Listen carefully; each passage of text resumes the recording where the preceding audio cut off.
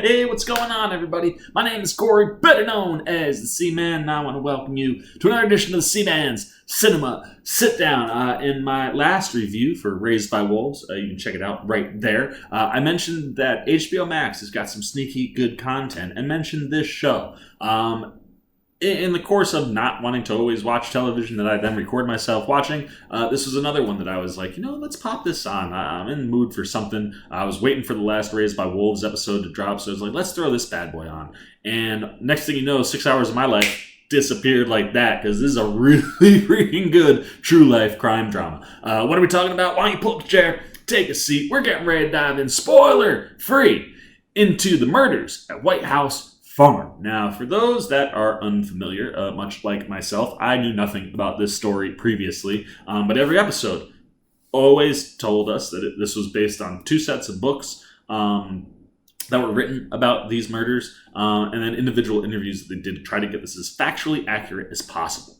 And I didn't know anything going into this show. And it revolves around the true story of a set of murders in 1985 over in Essex in England.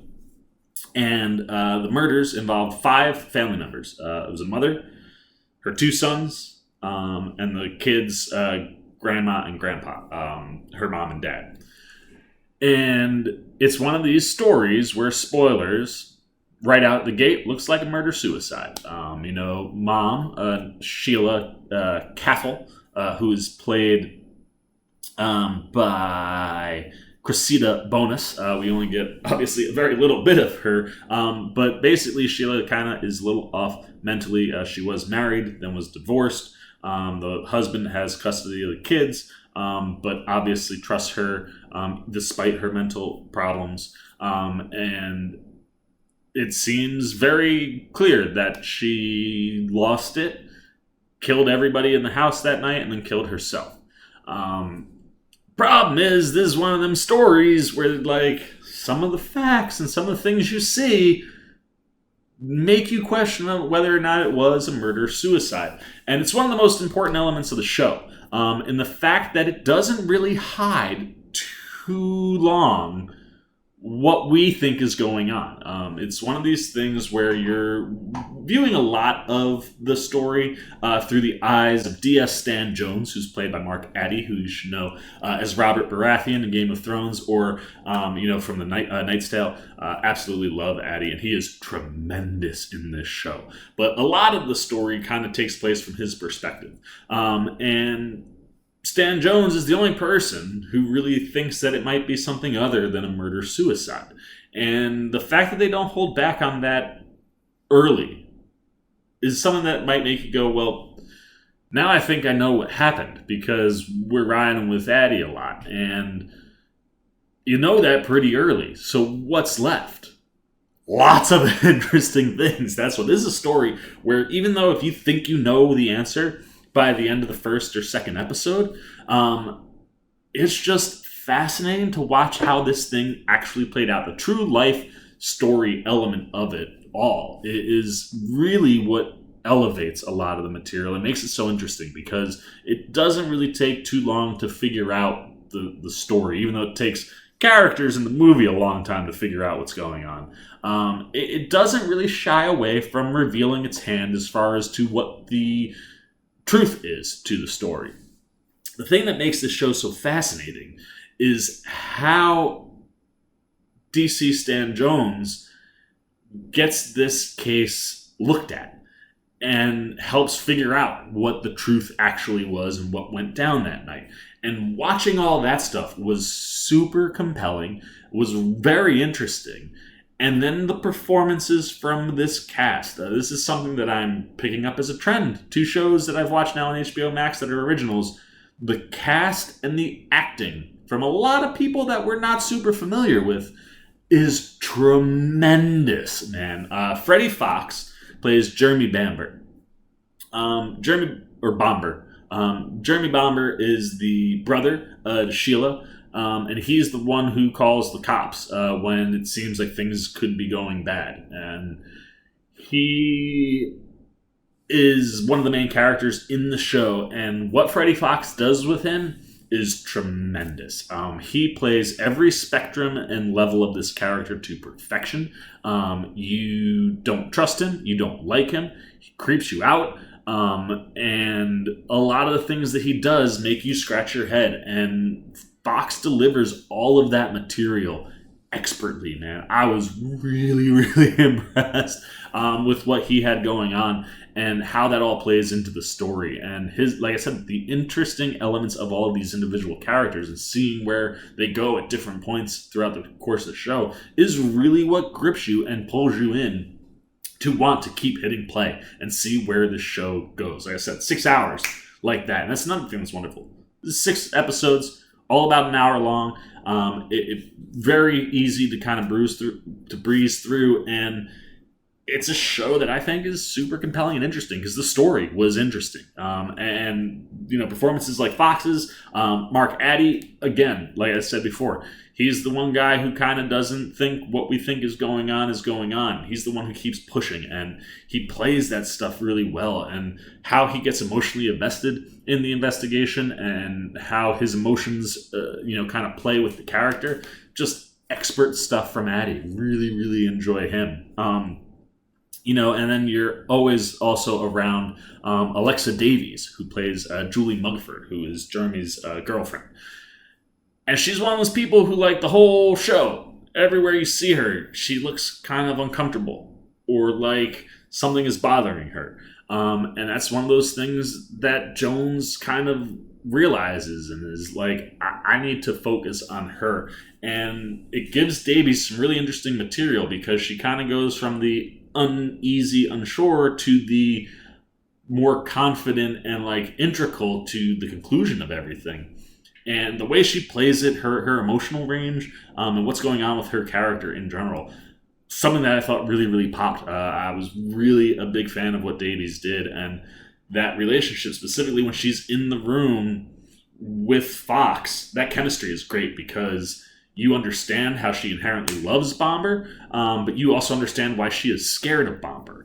And just the way she plays all that stuff, really, really, really, really good. Then we have another Game of Thrones alum. Yara Greyjoy herself, Gemma Whalen, shows up and plays a completely different character than Yara Greyjoy. And that's one of those things that I really liked about the show and really enjoyed about her performance, was that it was something drastically different than what I've seen from her in the past. And she is one of the cousins of the family. She's Jeremy and Sheila's cousin. And she's one of the people who doesn't think this was a murder-suicide, and one of the people that Addy goes to consistently as he's trying to figure things out because of things that she might know or places that she might be able to get to that he can't.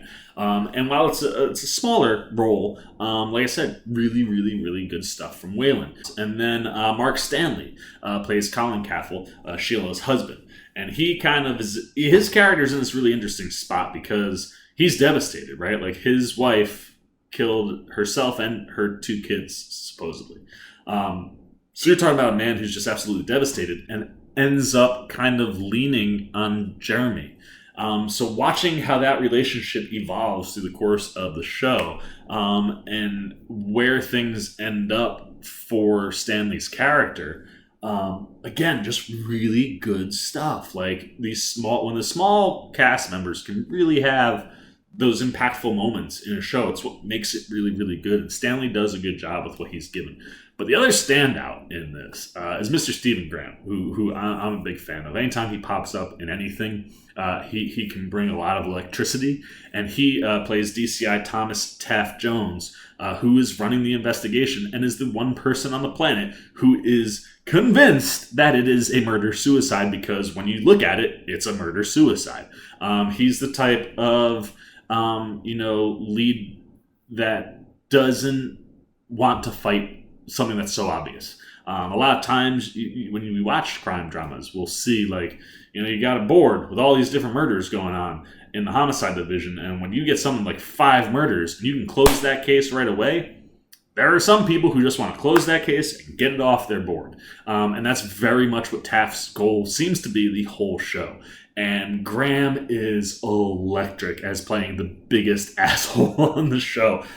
He gets into a lot of confrontations with Jones, and watching Addie and Graham just go at it sometimes on screen is just wonderful. And for me, that's the group of the cast that I think pops the most, and it really brings riveting stuff to the screen. And when you have a story that's as interesting as this story is, and actors who are delivering the material as well as the group of actors are, this turns into a really quality crime drama where you might figure out the answer within the first 2 hours, and it doesn't matter because you just want to see how you get to the resolution. And watching all that stuff unfold made me a very happy individual. It made me go, it's crazy that I don't know anything about this. And maybe it's because, it's a British story.